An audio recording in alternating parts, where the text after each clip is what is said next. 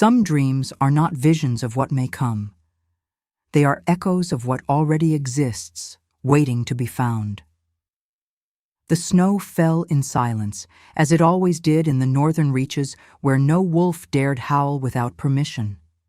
Lena stood at the edge of the frozen lake, her breath a pale ghost in the air, her hands wrapped around a worn leather journal that had belonged to her mother. Inside, sketches, faces.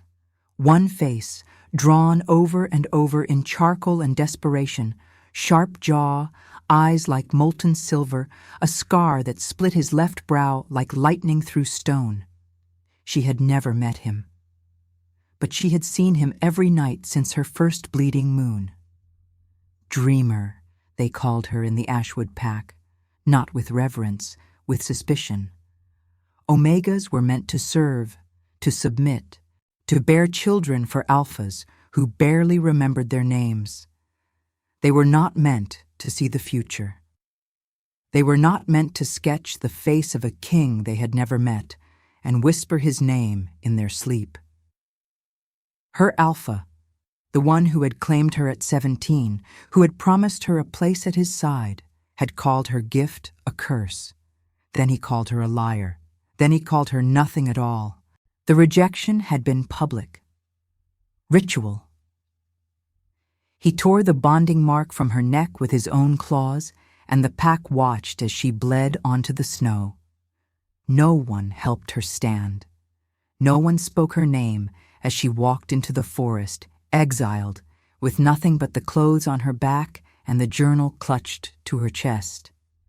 That was 3 moons ago. Now, she lived in a stone cabin at the edge of the pale woods, where the trees grew so thick that even moonlight struggled to reach the ground. She survived on what she could hunt, what she could gather, and the quiet certainty that her dreams were not madness. They were prophecy. Tonight, the wind carried something new, a scent, blood and smoke and something ancient, something that made her wolf stir for the first time since the rejection. Lena stood, her breath catching, and turned toward the forest. A figure emerged from the trees. He moved like a shadow, hunched and limping, one hand pressed to his side where dark blood seeped through torn fabric. His cloak was shredded, his armor dented and scorched, but his eyes, those eyes, were unmistakable. Silver, burning, familiar. Lena's journal slipped from her hands and hit the snow. "You," she whispered. The man stopped. His gaze locked onto hers, sharp and wild, and for a long moment neither of them moved. Then his knees buckled, and he collapsed onto the frozen ground. She should have run. She should have let the forest take him. But her feet carried her forward, her hands reaching for him before her mind could catch up. Because she knew this face. She had drawn it 1,000 times. She had dreamed it every night for years. And now, impossibly, he was here. He woke to the crackle of fire and the scent of herbs. His body ached, his side throbbed with every breath, and when he tried to sit up, a firm hand pressed him back down. "Don't move. The wound will open again." Her voice was low, steady, and laced with something he couldn't name. He turned his head, and there she was, kneeling beside him, her dark hair falling over her shoulder, her hands stained with blood and poultice. Her eyes were the color of winter storms, gray and endless, and when they met his, something inside him shifted. Recognition, not of her face, but of her presence, as if his soul had been searching for her long before his body ever could. "Who are you?" he rasped. "Lena." She didn't look away. "And you're Cale Thornfield, Alpha King of the Northern Reach." He stiffened. "How do you know my name?" She hesitated, then reached for something beside her, a leather journal, worn and stained. She opened it, and he saw his own face staring back at him, dozens of sketches. Different angles, different expressions, but unmistakably him. Some were dated years ago. "I've been dreaming of you since I was 15, she said quietly. "I didn't know who you were at first, just a face, a feeling. Then I saw you once, from a distance, at the midwinter summit, and I knew." Kyle's jaw tightened. Dreams are not prophecy. "Then explain why you're here, in my cabin, bleeding onto my floor." He had no answer. He didn't even know where here was. He remembered the ambush, his own counsel turning on him, accusing him of weakness, of madness, of refusing to take a mate and produce an heir. He remembered the blade in his side, the explosion of fire and fury, and running until his legs gave out and the forest swallowed him whole. "Where am I?" he asked. "The pale woods. No pack claims this land. It's neutral ground." She dipped a cloth into a bowl of water and pressed it to his forehead. "You're safe, for now." "I'm never safe. Neither am I." Her tone was matter of fact, but he heard the weight behind it. He studied her more closely. The faint scar on her collarbone, where a bonding mark had been torn away, the hollow look in her eyes that came from exile, from rejection. She was Omega. He could smell it on her, the soft lunar scent that made his wolf stir and settle all at once. "You were cast out," he said. "Yes." "Why?" "Because I saw things I wasn't supposed to see.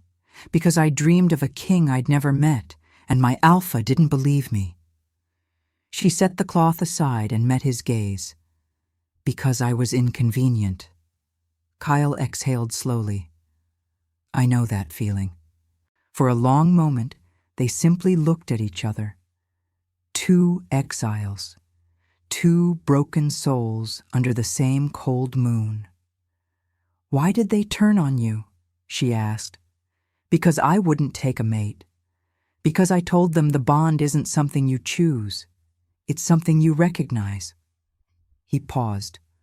"Because I refused to bind myself to someone I didn't love, even if it cost me my crown." Lena's expression softened. "That's not weakness. That's honor. Honor doesn't keep you alive. Neither does fear." He almost smiled. Almost. Outside, the wind howled, and somewhere in the distance, a wolf's cry split the night. Cale's body tensed, his instincts flaring, but Lena didn't flinch. "They won't find you here," she said. "The pale woods protect their own. I'm not one of their own. You are now." 3 days passed. Cale's wound healed faster than it should have, and he knew it wasn't just his alpha blood. It was her.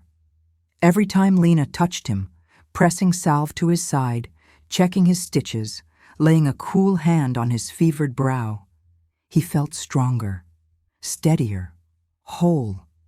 It should have unsettled him. Instead, it felt inevitable. They didn't speak much.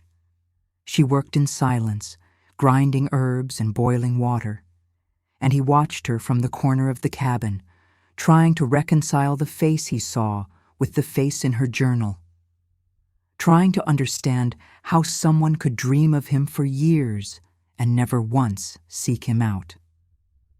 "Why didn't you come to me?" he asked one evening as the fire burned low between them. She looked up from the pot she was stirring. "And say what? That I'm an exiled Omega who's been dreaming of the Alpha King for a decade? That I sketched your face before I even knew your name?" She shook her head. "You would have thought me mad, or desperate, or both. I would have listened." "No, you wouldn't have. You were surrounded by advisors, warriors, nobles. I was nothing. I am nothing. You saved my life. That doesn't make me something." Kyle rose, crossing the small space between them. He knelt beside her, close enough that he could see the flecks of gold in her gray eyes, the way her pulse jumped at her throat. "You are not nothing," he said, his voice low and fierce. "You are the only person in this world who saw me before I ever existed to you. The only one who didn't need my title or my power to know who I was." He paused. "That makes you everything." Lena's breath hitched. For a moment, she looked like she might argue. Then she simply nodded and turned back to the fire. That night, as the snow fell and the wolves howled their distant songs, Cale lay awake on the floor and realized something he hadn't allowed himself to admit. He wasn't running anymore. He was waiting to see what came next. Waiting to understand why the goddess had led him here, to this cabin, to this woman who had dreamed him into existence. And now, I invite you to leave a trace of your presence in the comments. Tell us where in the world you're watching from, and the exact hour you hear this story. We wish to know how far these northern confessions travel, and at what moments of the night they find you. The attack came on the 7th night. Lena woke to the sound of snarling and the acrid stench of silver. She bolted upright, her heart pounding, and saw Cale already at the door, his body tense and coiled, his eyes glowing feral gold in the darkness. "Stay inside," he growled. "No." "Lena," I said no. She grabbed the iron poker from the fireplace and moved to his side. Outside, shadows circled the cabin.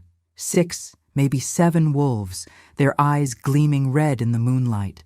Not rogues, hunters, sent by someone who knew exactly where Cale was hiding. "They found you," she whispered. "They always do." The lead wolf stepped forward, shifting mid-stride into a man with a cruel smile and silver-tipped claws. "Your Majesty," he said mockingly, "the council sends their regards." Kyle's lip curled. "Tell the council they can come fetch me themselves." "Oh, we will. But first, we thought we'd clean up your little mess." The man's gaze slid to Lena, and his smile widened. An exiled Omega. How fitting. The fallen king and his broken whore. Kyle moved before the man finished speaking. His shift was instantaneous, fur and fury and raw alpha power, and he collided with the hunter in a blur of claws and teeth. The other wolves surged forward, and Lena swung the poker with everything she had, catching one across the jaw and sending it sprawling. The fight was chaos, blood on snow, snarls and screams. Lena fought with desperation, with instinct, with the knowledge that if they fell tonight, no one would remember their names. But then something happened. One of the wolves lunged at Cale from behind, and Lena screamed, not a sound, but a word, a command that tore from her throat in a language she didn't know. The air around her shimmered, and the wolf froze mid-leap, suspended in the air as if caught by invisible threads. Everyone stopped, stared. Lena's hands were glowing. Soft silver light pulsed from her palms, and when she looked down, she saw symbols etched into her skin. Ancient runes that had not been there moments before. "Pathfinder!" one of the hunters whispered, his voice thick with fear. And then they ran. Kyle shifted back, blood dripping from his claws, his chest heaving. He stared at Lena, at the fading light in her hands, and for the first time since he'd collapsed in her forest, he looked truly shaken. "What are you?" he asked. "I don't know." Her voice trembled. "I've never done that before. I didn't even know I could." "Pathfinder." He stepped closer, his gaze intense. "It's a myth, a legend. Omegas born under a lunar eclipse, blessed by the goddess herself. They can see the threads of fate, manipulate destiny, guide lost souls. He paused. They're supposed to be extinct. Apparently not. Kyle ran a hand through his hair, his mind racing. If the council knows what you are, then they'll come for me too. Not if I stop them first. Lena looked at him, and something in her expression softened. You can't fight your entire kingdom for me. Watch me. She wanted to argue. She wanted to tell him it was foolish, that he didn't owe her anything, that she wasn't worth the cost. But the look in his eyes stopped her. It wasn't duty. It wasn't obligation. It was choice. Why? She asked quietly. Why would you risk everything for someone you just met? Kyle took her hand, his thumb brushing over the faint runes still glowing on her skin. Because you've been dreaming of me for years, and I've been dreaming of someone like you my entire life. I just didn't know it until now. Her breath caught. Kale, I don't believe in fate. I believe in choice, and I choose you. Every time, in every world. The words hung between them, raw and honest and terrifying. And when Lena finally spoke, her voice was steady. Then we fight together. They left the cabin at dawn, traveling north toward the Frost Peak Mountains, where Kale's most loyal warriors had once trained. If anyone still stood with him, it would be them. If anyone could help them survive what was coming, it would be the wolves who remembered what it meant to serve honor instead of power. The journey was brutal. The cold bit through their cloaks, the wind howled like a living thing, and more than once, Lena felt the weight of eyes watching them from the shadows. But Kyle never wavered. He walked ahead, his presence a shield, and she followed, her newfound power humming quietly beneath her skin. On the third night, they reached the ruins of an old temple, a place sacred to the goddess, where wolves once came to seek her blessing. The stone walls were cracked and overgrown, but the altar still stood, bathed in moonlight. This is where I was crowned, Kyle said quietly, where I swore to protect my people, no matter the cost. And you have. Have I? He turned to her, his expression raw. I let them turn on me. I let them call me weak. I let them drive me into exile because I wouldn't compromise what I believed. That's not weakness. That's strength. Lena stepped closer, her hand finding his. You chose mercy over cruelty, love over power. That's what makes you a king. Kyle's jaw tightened. I'm not a king anymore. You will be.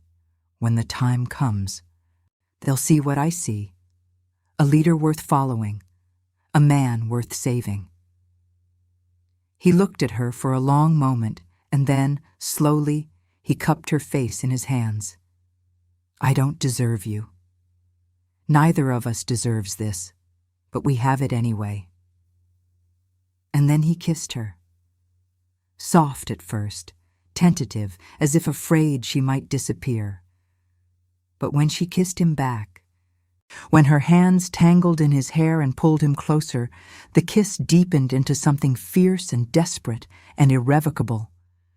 When they finally pulled apart, breathless and trembling, Kyle rested his forehead against hers.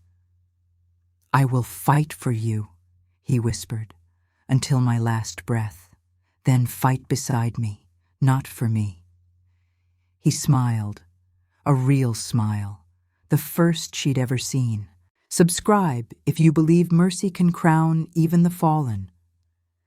They found Kale's warriors in the ruins of a mountain fortress, battered but unbroken. The stone walls bore the scars of 100 winters, cracked and weathered, but still standing, much like the wolves who sheltered within them. 20 warriors, led by a grizzled beta named Ronan, who had served Kale's father before him, and his father before that. When Ronan saw his king emerge from the mountain pass, alive and walking with purpose, his weathered face crumpled with emotion. He dropped to one knee, his head bowed, and the others followed. The sound of armor and leather against stone echoed through the fortress courtyard like a prayer. "Your Majesty," Ronan said, his voice thick and rough, "we thought you dead. We heard the council's proclamation. They said you fell in battle against rogues. They said you were buried with honor." "They lied." Kyle's voice was steady, but Lena could feel the anger simmering beneath it. "They ambushed me, my own council. The wolves I trusted with my life turned their blades on me because I refused to compromise what I believed." Ronan's jaw tightened. "Tell us who. Give us names and we'll bring you their heads." "No." Kale helped him stand, gripping his shoulder firmly. "Vengeance isn't what we need. Not yet. The council will come for me again. They'll come with an army, with silver-tipped arrows and fire, and they won't stop until I'm nothing but ash scattered in the northern winds." "Then we meet them with steel," another warrior growled from the back. "We remind them what happens when they betray a true king." "No," Kale's voice cut through the murmurs like a blade. "We meet them with something stronger than steel. We meet them with truth." The warriors fell silent, confused. Truth was not a weapon they understood. Truth did not pierce armor or break bones. But Kyle had always been different. That was why they followed him. He told them everything. The ambush in the council chamber, the blade in his side, the desperate flight through the forest. He told them about collapsing in the snow, about waking in a stone cabin with firelight dancing on the walls and a stranger's hand saving his life. And when he spoke of Lena, his voice softened in a way Ronan had never heard before. "She dreamed of me," Kyle said quietly. "For years. She drew my face before she ever knew my name. And when I asked her why, she said the goddess sent her visions she couldn't ignore." Lena stepped forward then, her heart pounding, her hands trembling slightly. The warrior's eyes fixed on her, some curious, some skeptical, some wary. She was Omega, exiled, marked by rejection. She had no right to stand beside a king. But when she raised her hands, the runes on her skin began to glow. Soft silver light pulsed from her palms, illuminating the courtyard in an otherworldly radiance. The ancient symbols etched into her flesh shimmered and shifted, writing themselves in a language older than wolves, older than kingdoms, older than memory itself. "A pathfinder," Ronan breathed, his eyes wide with awe and something close to reverence. "By the goddess, the legends are true." "What is a pathfinder?" one of the younger warriors asked, his voice barely above a whisper. Ronan's gaze never left Lena.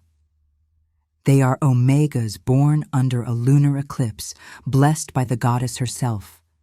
They can see the threads of fate, the connections that bind all living things. They can read destiny like we read tracks in the snow, and they can guide lost souls back to their true path." He paused, his voice heavy with meaning. "They were hunted to extinction centuries ago.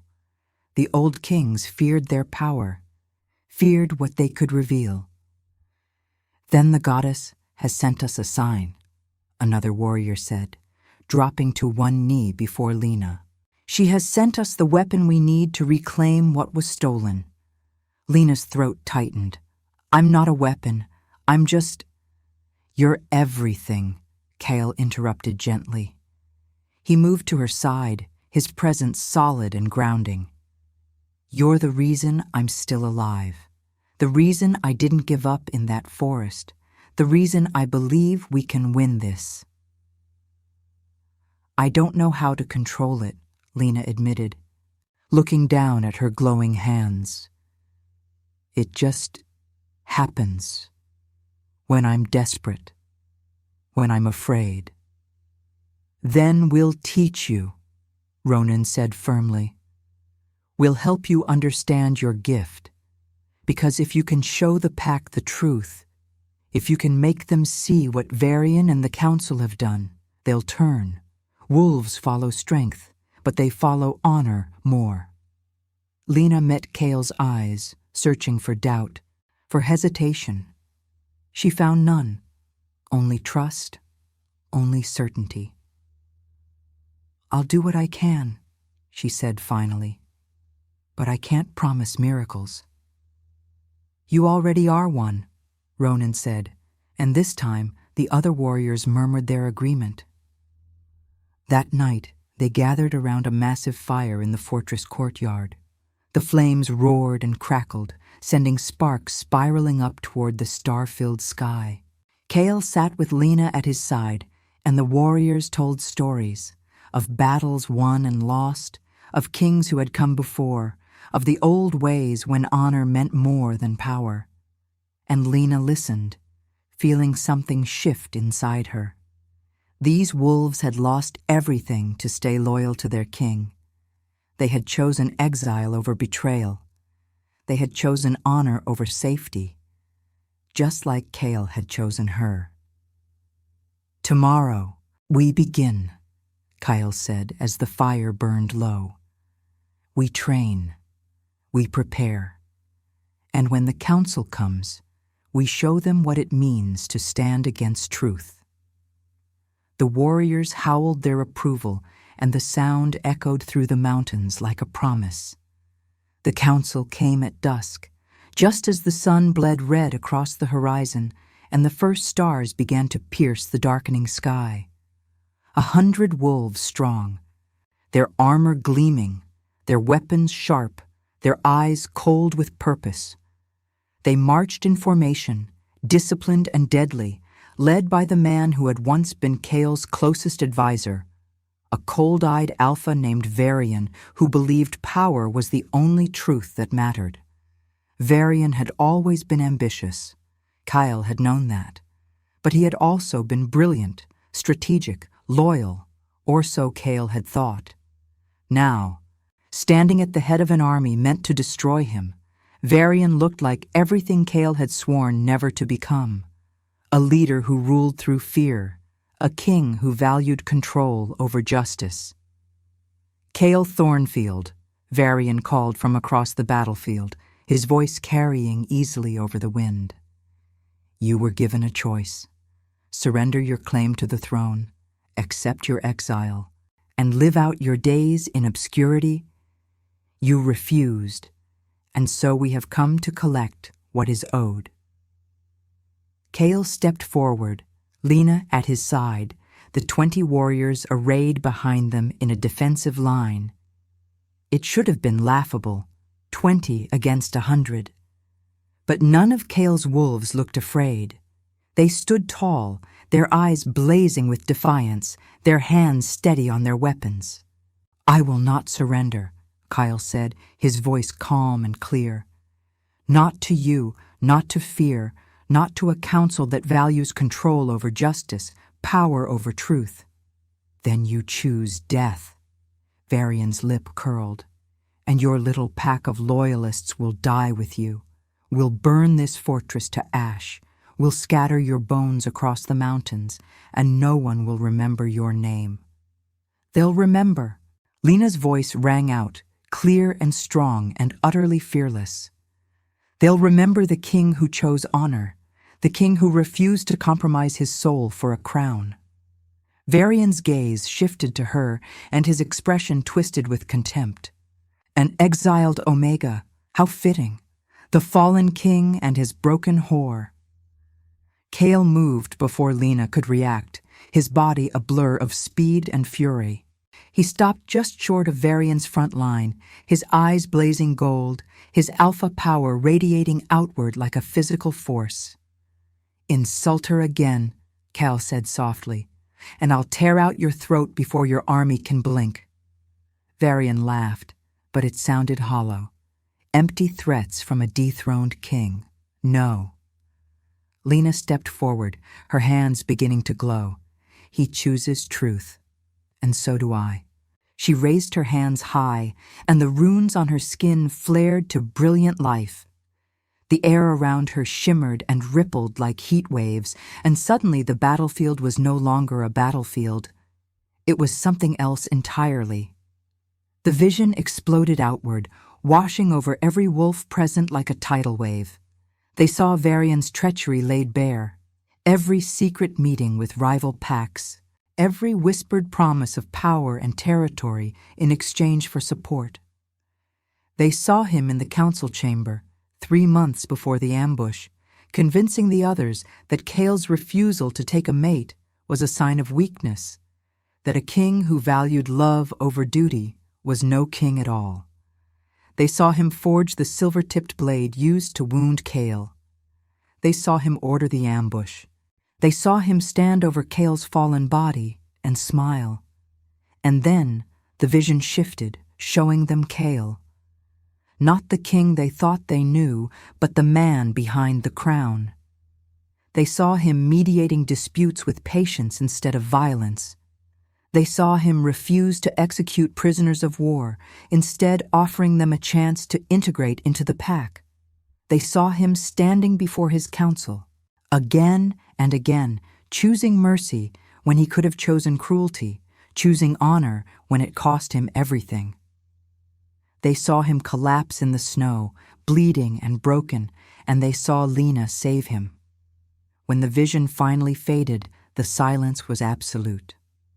Varian's wolves stared at him, not with loyalty, but with disgust, with betrayal, with rage. "You lied to us," one of them said, his voice shaking. "You told us he abandoned the pack.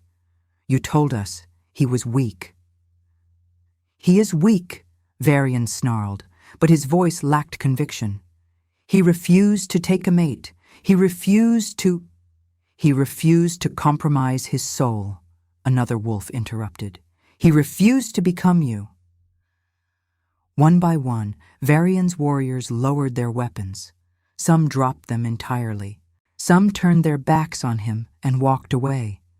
Within minutes, Varian's army of 100 had dwindled to less than 20. "You're a coward," a female warrior spat at Varian's feet.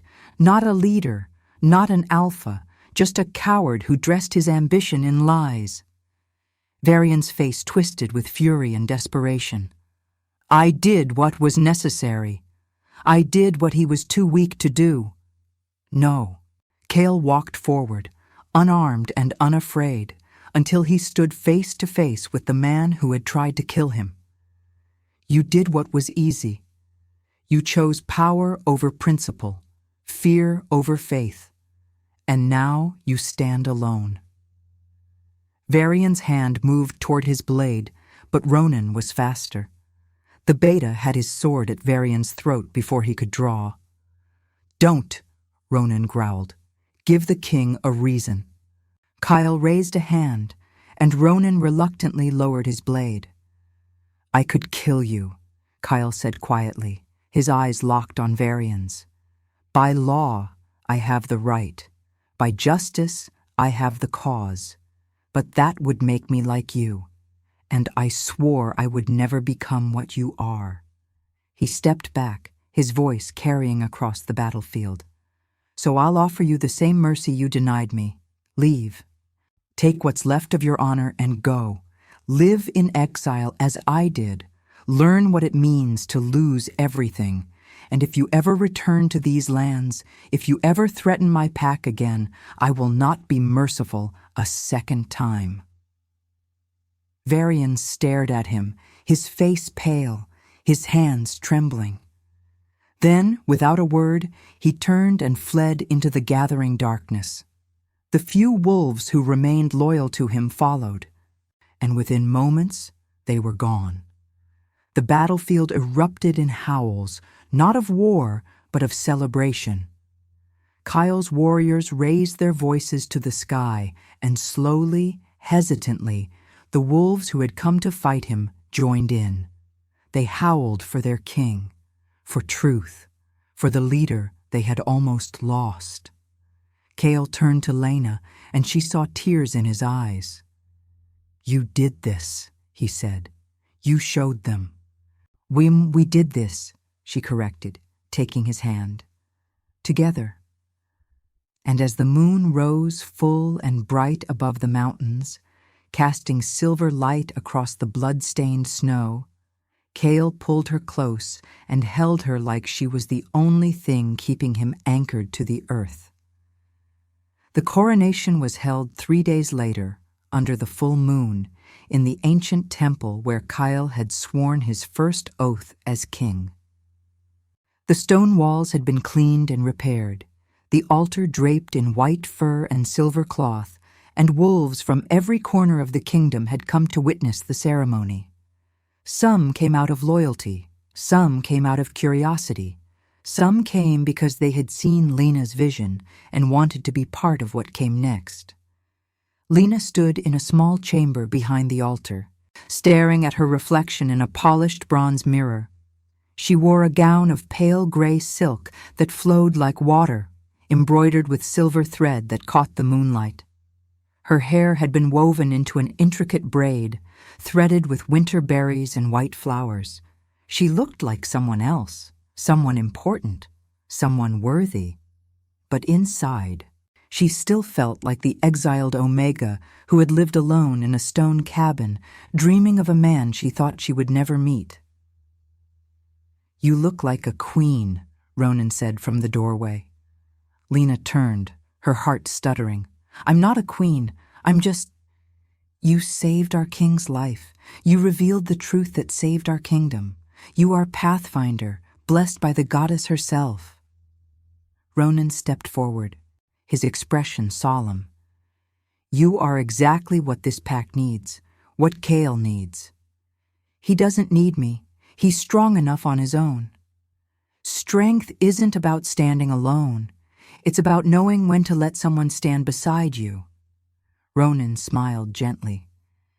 "He chose you, Lena, not because you were convenient, not because you were useful, because you saw him when no one else did. Because you believed in him when everyone else turned away." Lena's throat tightened. "I'm afraid I'll fail him. Then you'll fail together, and you'll rise together. That's what it means to be bonded."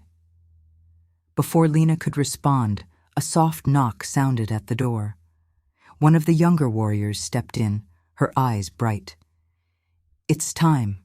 Lena took a deep breath and followed Ronan out into the temple. The space was packed with wolves, hundreds of them, all standing in respectful silence. Torches lined the walls, their flames dancing and flickering, casting golden light across the ancient stone. And at the center of it all, standing before the altar, with his back straight and his head high, was Kyle. He wore the traditional armor of the northern kings, silver and black, etched with runes and symbols that had been passed down through generations. His dark hair was pulled back, revealing the sharp lines of his face, the scar that split his brow, the eyes that had haunted Lena's dreams for years. When he saw her, his expression softened. His lips curved into a small, private smile that was only for her. Lena walked toward him, her heart pounding, her hands trembling slightly. When she reached the altar, Kale took her hand and squeezed gently. "You're shaking," he murmured. "I'm terrified," she admitted. "So am I." The honesty steadied her. They were both afraid, both uncertain, but they were facing it together. Ronan stepped forward, raising his hands to quiet the crowd. "We gather under the goddess's light to witness the rebirth of our kingdom, to crown a king who chose honor over power, mercy over cruelty, truth over lies." He placed the crown on Kale's head, a circlet of silver and iron, simple and unadorned, but heavy with meaning. Cale Thornfield, do you swear to lead with justice, to protect the vulnerable, to honor the bond between Alpha and Omega, between strength and compassion? I swear, Kyle said, his voice strong and clear. Then rise, King of the Northern Reach. May your reign be long and your legacy eternal. The crowd erupted in howls, and Kyle stood, his presence commanding and steady. But he did not step away from the altar. Instead, he turned to Lena, his eyes soft. I have one more oath to make, he said. Ronan smiled and stepped aside. Cale took Lena's hands in his, and the temple fell silent once more. Lena, you were the first person to see me, not the king, not the Alpha, just me. You saved my life, but more than that, you reminded me why it was worth saving.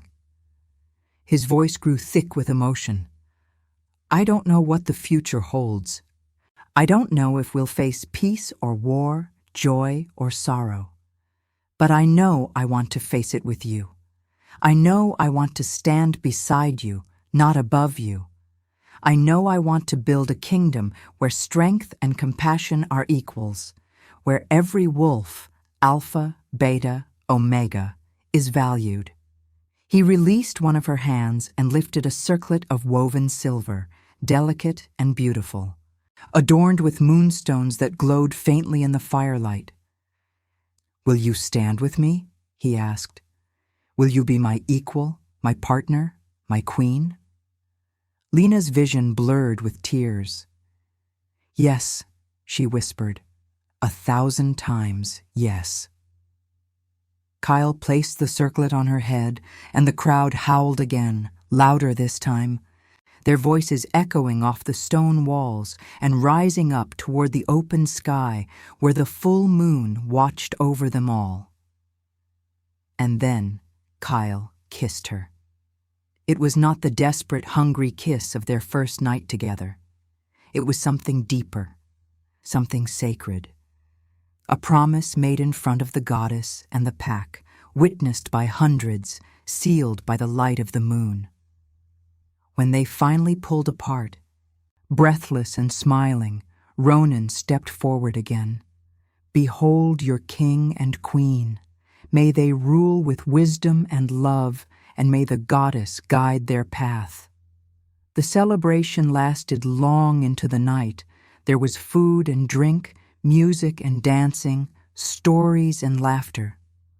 Wolves who had been strangers hours before now sat together as pack, united by the vision they had witnessed, by the truth they had seen. Lena and Kyle stood together on the temple steps, watching their people celebrate, and Lena felt something she had never felt before: belonging, purpose, home. I used to dream of you every night, she said softly, and I was so afraid those dreams would never come true. Kyle pulled her close, wrapping his arms around her. I was lost until I found you. And I was invisible until you saw me. Then we saved each other. Maybe we did. In the distance, a lone wolf howled, a long, mournful, beautiful sound that carried across the mountains and valleys, through the forests and over the frozen lakes. And one by one, the other wolves joined in, their voices weaving together into a song of redemption, of hope, of love that had been tested and broken and reborn stronger. Lena looked up at the moon, tears streaming down her face, and whispered, "Thank you." Cale kissed the top of her head. For what? For sending me dreams I couldn't ignore, for leading me to you. I think you led me to you. Then maybe the goddess knew what she was doing all along. Maybe she did. And as the stars wheeled overhead and the celebration continued below, Kyle and Lena stood together under the light of the full moon, king and queen, Alpha and Omega, two broken souls who had found each other in the darkness and chosen to build something beautiful in the light. Their story was not over. There would be challenges ahead, rival packs to negotiate with, old wounds to heal, a kingdom to rebuild. But they would face it together, as equals, as partners, as two halves of a whole that had finally, impossibly, come home. If your heart beat alongside ours, like, comment, and subscribe. Because every soul that joins our moon keeps the flame of redemption alive.